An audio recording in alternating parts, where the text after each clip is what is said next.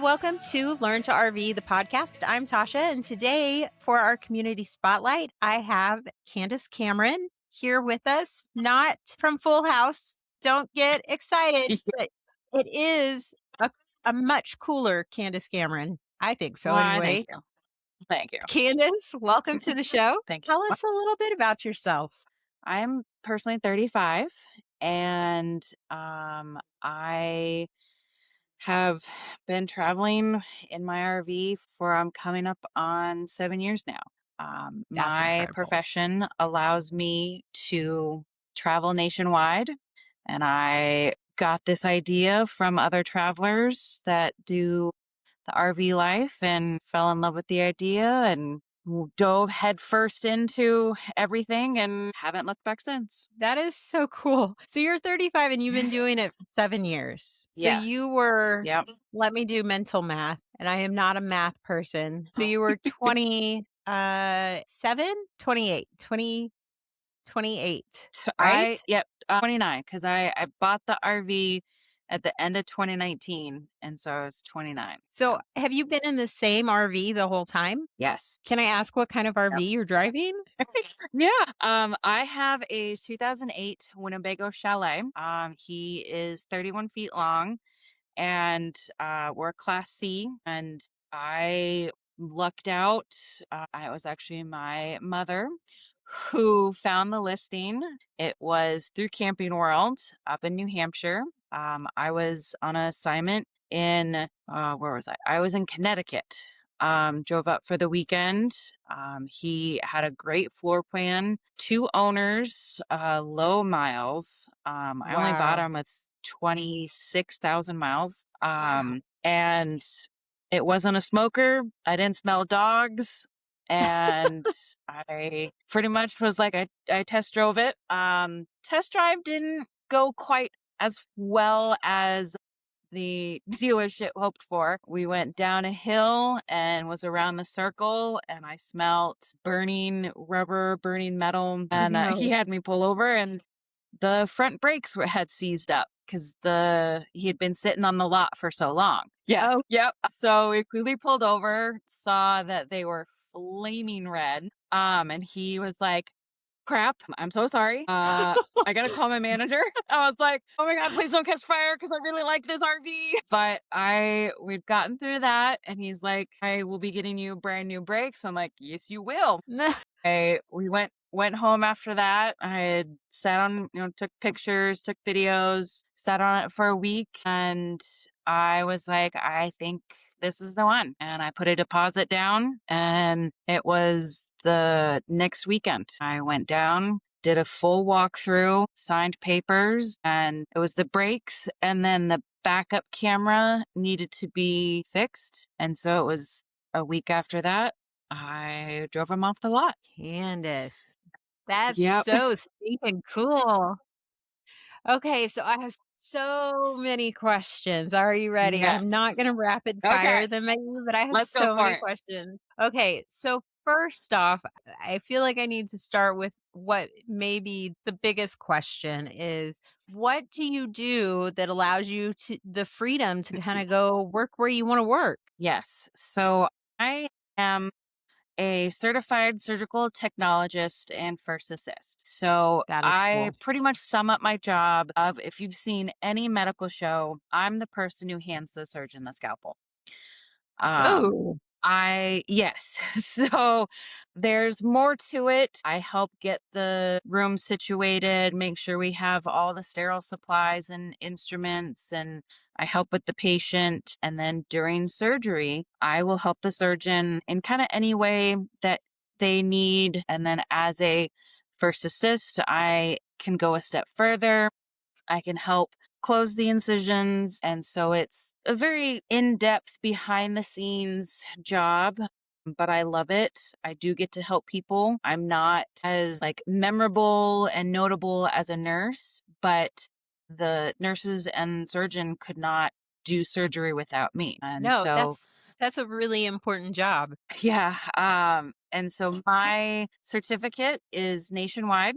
And so I get That's to go to awesome. all 50 states. And how I do the traveling is very similar to a traveling nurse. I am hired through a company and they contract me out. I go to a hospital that say somebody went on maternity leave or had surgery and they're just out for 3, 6 months. The hospital doesn't want to hire somebody, so they get a traveler. Mhm. And their standard is 3 months. And if you want to stay and the hospital still needs the need, then you can stay a little bit longer. Personally, I like the travel aspect. I like to go to a place, experience it, spend the 3 months, and then move on to the next. And so I have been to 21 states. I have That was my worked next at question. Yeah, I've worked at 30 different hospitals. Wow. I don't count the states that I've traveled through. It's only the states that I've worked. Mhm. But it's been fun. I've been able to see the country, see places that I would have never even thought of. Like most notable was Utah.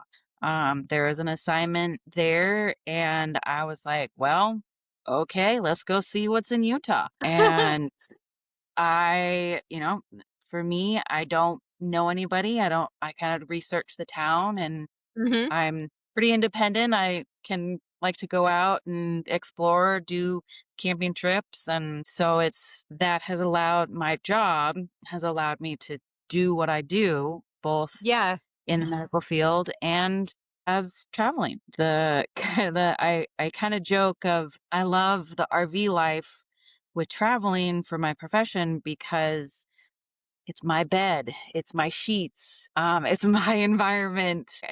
I'm not at the mercy of trying to find an apartment and put Yeah. first and last month. And before I'd gotten the RV, I did a couple travel assignments and I kind of had some sketchy housing. Oh. So to make my life and my pets' lives a little bit easier of having my own space has been great. So you travel with pets. I do.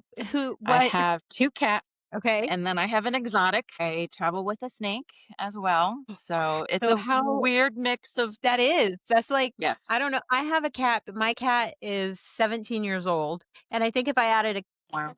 snake to the mix, the cat would, like, make sure the snake knew who was boss Who's by the time boss? I got Yep. home. Yep. So I have to know who rules the camper of the 3, and then how long you've had each of them. Did you have them, like, before you hit the road, or did you get them after you set out? Yes. So, my oldest cat, she definitely rules the roost. I got her, she's 12 now. So I got her before traveling, but she, with her, I was actually able to kind of train her. She's leash trained, so she goes on walks. She got comfortable with the car. You're Yep. one of those great people. The people that I see out walking, I'm I like, am one "How of do those you do people. that?" Yes. Oh my gosh. Yep. You're gonna have to teach me all Yep. your tricks. If I tried to put Edward on a leash, I Yes. swear he would not go. He would just sit Yep. and stare at me and be like, And just flop where over. do you think we're Yep. going? Like, this is not happening Yep. today."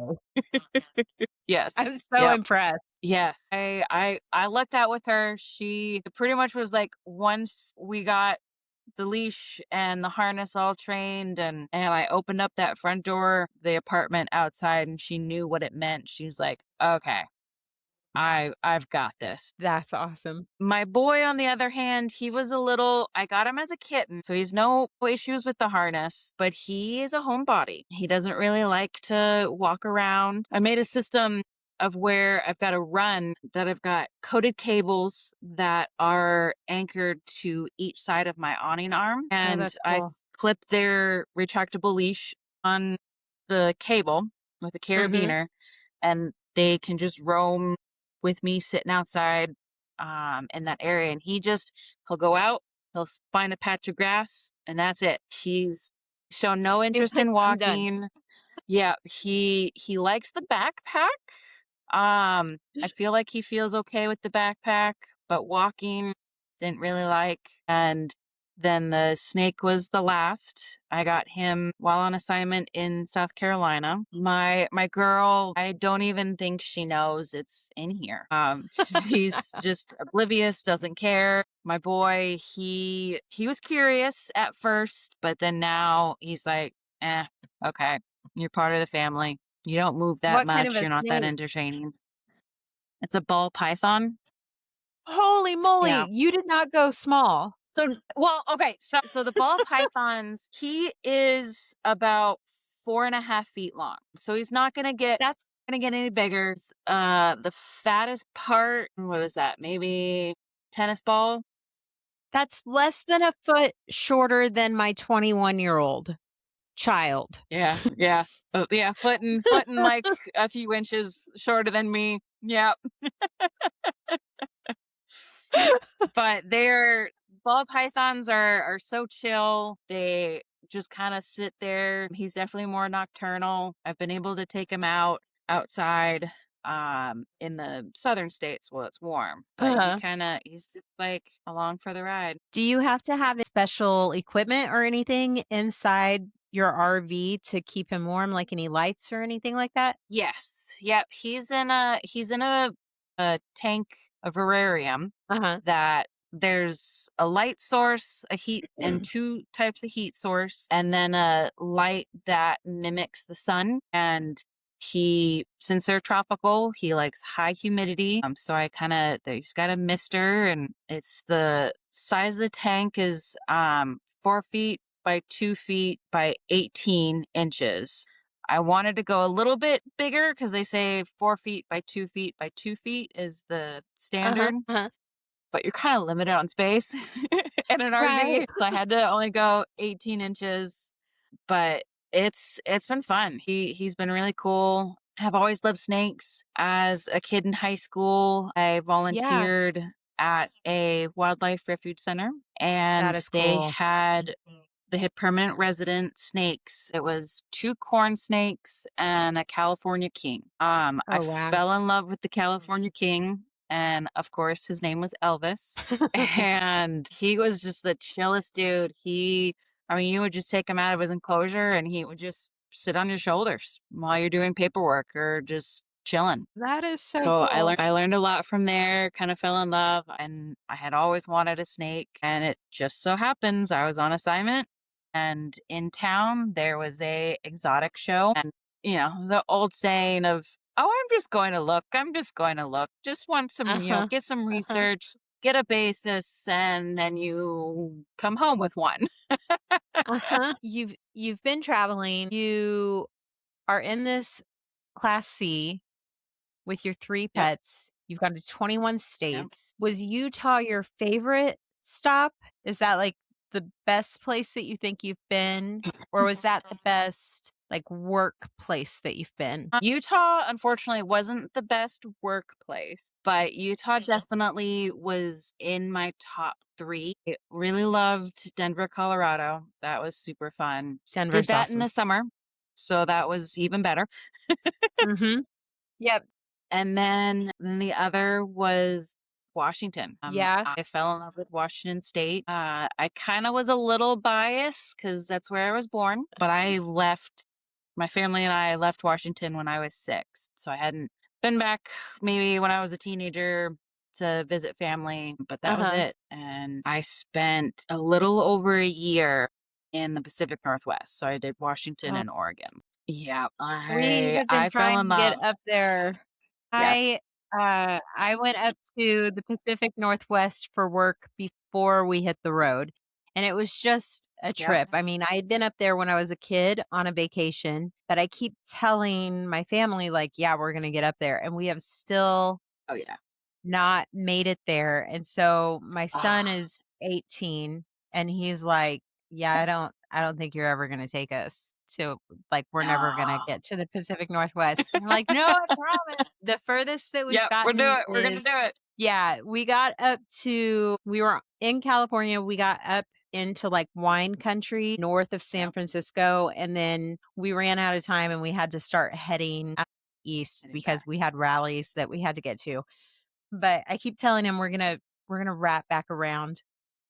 That's what we were Yes. supposed to do Yep. this last year, and then we hugged a tree with our RV, and it was a whole thing, and we had to have repairs, and our entire trip got derailed, Yeah. but so I'm very jealous that you got to spend, like, a good chunk of time up Yeah. there. That whole area is just Yeah. gorgeous. It is. So this next year, I mean, we're at the beginning of the year. How far out do you plan with your work? Because I know that, you were saying that the hospitals like to have about a 3-month contract. Do they book those Mhm. out far in advance? Are you like booked for the year Um, or how far do you know? no, I will I'll start looking for a next assignment about a month out. Okay. I do kind of a general idea of my route that I want to do for the year. Uh-huh.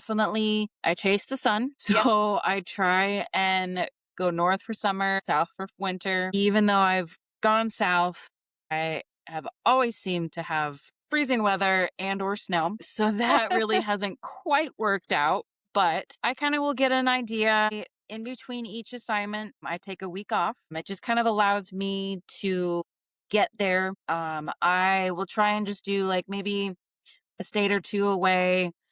And when I first started out, I was trying to go like 8 hours driving in a day. And I was just like, "Ugh, forget this. I'll drive 4 or 5 hours, go to a harvest host for the night, chill, relax, get up bright and early, um, Yeah.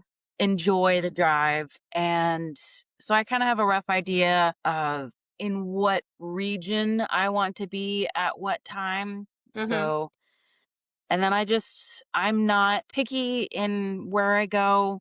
I'll just say a month till I end the contract. I'm like, okay, we're looking. I'm going to go east. And let's say, I'm currently in Florida. I'll look maybe Carolinas, Virginia, see what's out there. My recruiter will send an email to me with all their job postings. I'll do the research of the town, make sure that there's actually a campground. Um, It's very important. and I have to, yes, very important. And then I have to make sure that I the campground's within 30 minutes of the hospital Mhm. because we do take call. And so there is a time restriction of about 30 Having minutes to from be when you there. get, Yeah. yeah, you get called in, then you got to get clocked in. I've only had to shy away from bigger cities just because they don't have a campground downtown Yeah. Boston, downtown Denver. So it kind of limits there. But other than that, I've done big cities, I've done tiny little towns, and it's always been fun. Do you have like we have a Thousand Trail membership and we kind of use those to get campsite to campsite. Do you have memberships like that? I know you said you use Harvest Host to kind of get across Yes. places. Do Yep. you use a lot of memberships to help you out that way? Or is it just kind of a whatever is near where you need to go, that's where you're staying? Yep.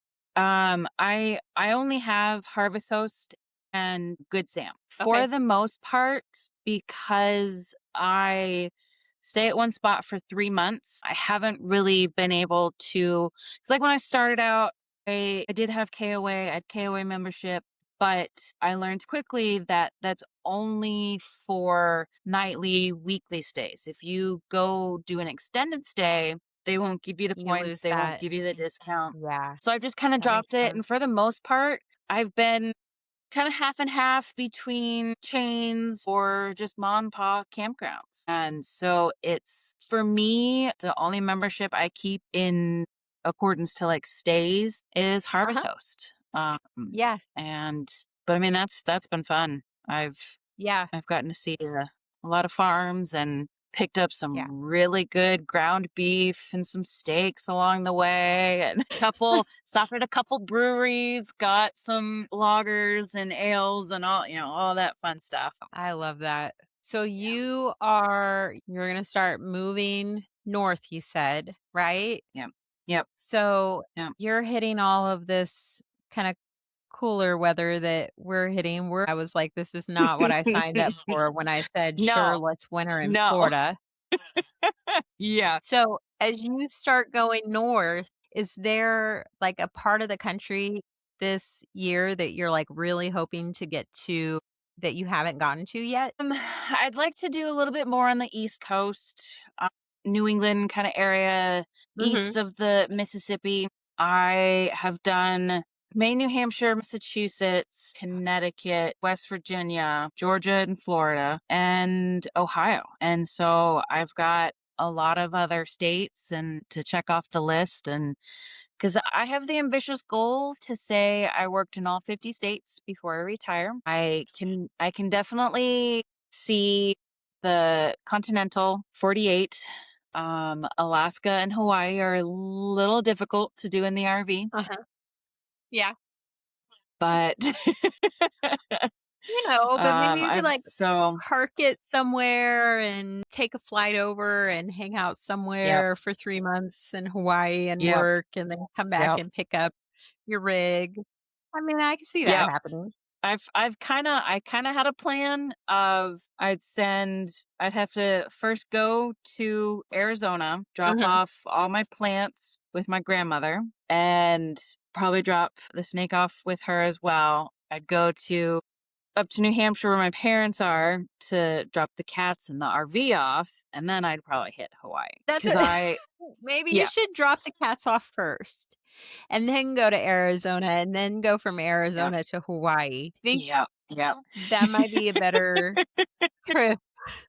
So you're okay. So we haven't gotten to this part and I really want to touch on this because this yeah, has been such a big deal for me. I've been wanting to talk to solo women yeah. RVers because I'm supposed to be PG, so I'm not supposed to say the word that I want to say, but you're just you're a rock star. That's the word that I'm going to say. But Thank you. as as a solo RVer, first of all, like applaud. I have so much applause for you just as a solo RVer, Yeah. period. But there's I am not a solo RVer, but I park the rig, and I can drive the Okay. rig, and I've Okay. talked about this on the show before. I will be driving, and people will come up and will be like,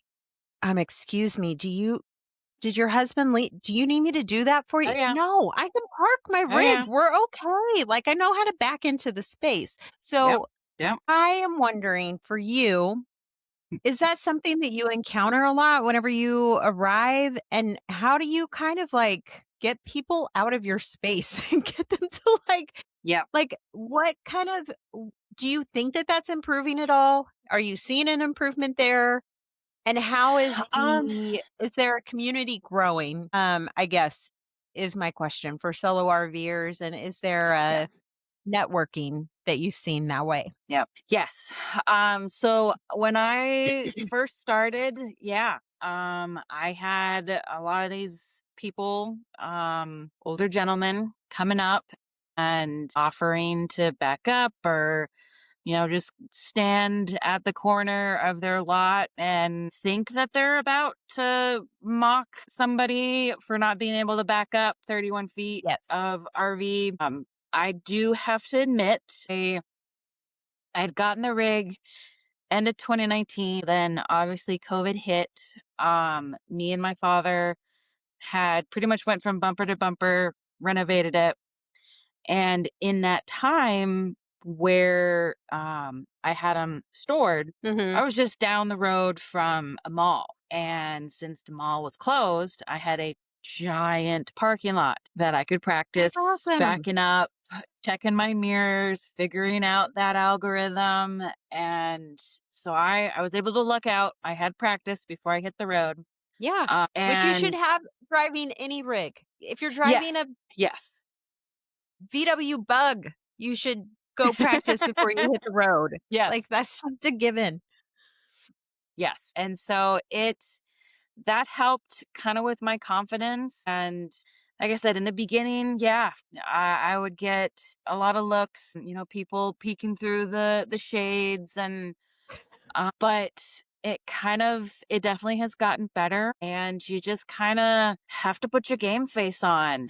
Yeah. I've been able to kind of shock some people of being able to back up and park and first try, and I kind of wait until I get into the rig, and then I kind of jump up and down for joy and giggle because I actually did it on the first try. But it's just kind of, yes, it definitely has gotten better.